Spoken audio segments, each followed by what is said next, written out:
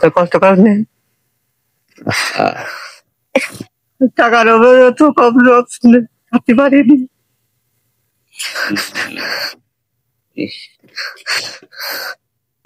আসসালামু আলাইকুম। ভালো আছেন? আলহামদুলিল্লাহ, আপনি কেমন আছেন? আল্লাহ রেখেছে, এই যে কষ্ট হলে দিন কাটাচ্ছে আমার। চোখে দেখেন না? জি না, কিছু দেখতে পাই না। চোখে এর আগে দেখতে পারতেন? জি, এর আগে দেখতে পারতাম। কি সমস্যা হয়েছিল একটু বলেন তো? এমনি অটোমেটিক চোখের সমস্যা আমার। কতদিন আগে এই সমস্যা? এই সমস্যাটা হয়েছে প্রায় 8-9 বছর ধরে, কিন্তু ইদারিং আমার আছে 4 বছর ধরে চোখ কানা হয়ে গেছে দুটোই, কিছু দেখতে পাই না আমি। আহা, টাকার অভাবে আমি ট্রিটমেন্ট হতে পারিনি, সত্যি আছি। তো চিকিৎসা করাননি না এর আগে? হ্যাঁ, এর আগে চিকিৎসা করেছি, কিন্তু এটা অপারেশন করেছিলাম আমি। তা আছে যে এই টাকার অভাবে আর যাতে পারিনি বলে আমার এই চোখের মধ্যে পুজ হয়, পুজ হয়ে চিনি পড়ে গিয়ে আবার নষ্ট হয়ে গেছে দুটো চোখই। তো পরিবারে কে কে আছেন আপনার? জি, আমার আছে যে বাড়িওয়ালা আছে, দুটো ছেলে, ছোট ছোট ছেলে আছে দুটো, বাচ্চা, এই। আর আমার হিটে ফিটে কিছুই নেই, আমি খুব গরিব মানুষ। এই এই এই এই জায়গার ভিটেটা আপনার না? জি, আছে যে এই ঘরটা আমার, আছে যে খালার খালার ঘর ডাইরে। ও, খালার। জি, মা থেকে।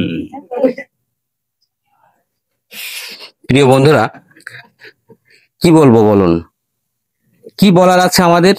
এই মানবতার সেবা করতে এসে এই যে হতভাগা একটা মানুষকে আমরা দেখাচ্ছি, দু চোখ টাকার অভাবে চিকিৎসা করাতে পারেনি, দুটো চোখ অন্ধ হয়ে আজকে একেবারেই জরাজীর্ণ কষ্টের সাথে এই মানবতার জীবনযাপন করছে। দুইটা ছেলে, পরিবার নিয়ে এত কষ্টের ভিতরে জীবনযাপন এই বেচারা, যা দেখলে আমাদেরই হৃদয় বিদারক।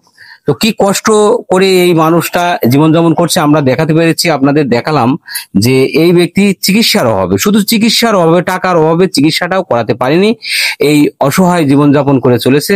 এখন তার দিন আনতে পান্তা পোড়াই, কোনোদিন জোটে কোনোদিন জোটে না, হয়তো চুলা জ্বলছে না, খাবার হয়তো একদিন খাচ্ছে না, না খেয়ে অনাহারে অধ্যহারে জীবনযাপন করেই এই বেচারা চলে যায়। তো আমরা এই বাড়িতে এসে এই দুঃখ দুর্দশা হতাশার কথাটা আপনাদের মাঝে তুলে ধরলাম। দেখুন কত কষ্টের জীবন মানুষের হতে পারে, এটা আপনারাই দেখুন। আর আপনাদের প্রতি উদাত্ত আহ্বান থাকবে, এই সমস্ত অসহায় মানুষের পাশে দাঁড়াবেন এবং এইসব অসহায় মানুষের মুখে একটু হাসি ফোটাবেন।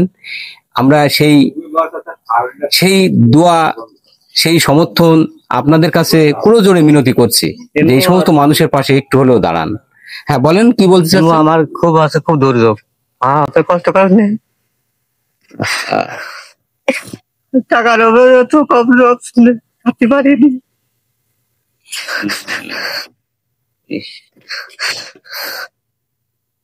গরু ছাগল দিয়ে যে বেঁচে ডাকতে যাবো,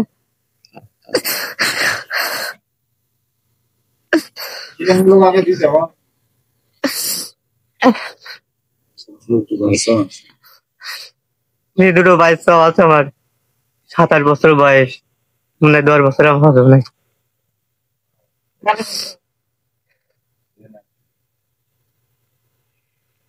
আমরা এখানে নির্বাক শ্রোতা ছাড়া আর কিছু বলার নেই।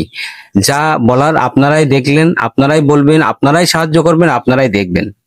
আমরা হতবাক হয়ে গেছি, নির্বাক হয়ে গেছি এই ব্যক্তির করুণ চিত্র দিকে। তো এই মানুষটার দিকে সুদৃষ্টি দেবেন এই আশা প্রত্যাশা জ্ঞাপন করে আমাদের এই মানবতার ভিডিওটা ভালো লাগলে লাইক কমেন্ট শেয়ার দিয়ে আমাদের পাশে থাকবেন। তো আমরা এ পর্যায়ে এই যে আমাদের শুভাকাঙ্ক্ষী যে ইতালি প্রবাসী আরিফুল ইসলাম আরিফের পক্ষ থেকে আজকে আমরা কিছু খাদ্য সামগ্রী নিয়ে আসছি, তেনার আব্বা আছে, আমরা তার কাছে একটু যাই, কথা বলি। আসসালামু আলাইকুম। এই যে আমাদের গান্না ইউনিয়নের পাশের গ্রাম কাশিমনগর, এই যে কয়েকটা গ্রামের আশপাশে আমি কত প্রসাদকে আসছে এই বাড়িতে, তার যে করোনা পরিস্থিতির যে অবস্থা, দুটো বাচ্চা আছে, তার চোখে দেখতে পারে না, অন্ধ, কোনো কিছুই, কর্মজীবন নষ্ট হয়ে গেছে। এর জন্য আমি দেখে তার মায়ায় মহব্বতে তার কিছু একটা অনুদান নিয়ে আইছি। যাই হোক, আমার ছেলে ইতালি প্রবাসী থাকে, তার কাছে বলা হয়েছে সে যতটুকু পরিমাণে, যতটুকু যা প্রয়োজন সেই জিনিসটা আমার হাতে তুলে দিয়েছে। এই জিনিসটা নিয়ে এসে তারা আমি বুঝে দিয়েছি যে আমি চেষ্টা করব তার পাশে থাকার জন্য আরো। তারপরেও আমার সন্তানের জন্য, আমার ছেলে আরিফুল ইসলামের জন্য দোয়া রাখবেন, এই আশা করি। আপনারা সুস্থ থাকেন, ভালো থাকেন, আপনার পাশে আমি থাকার চেষ্টা করব। তো ধন্যবাদ ভাইয়ের।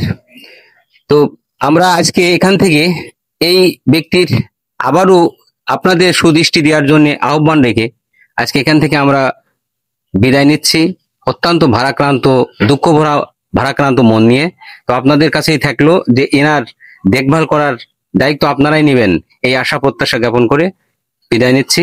ভালো থাকবেন, আল্লাহ হাফেজ।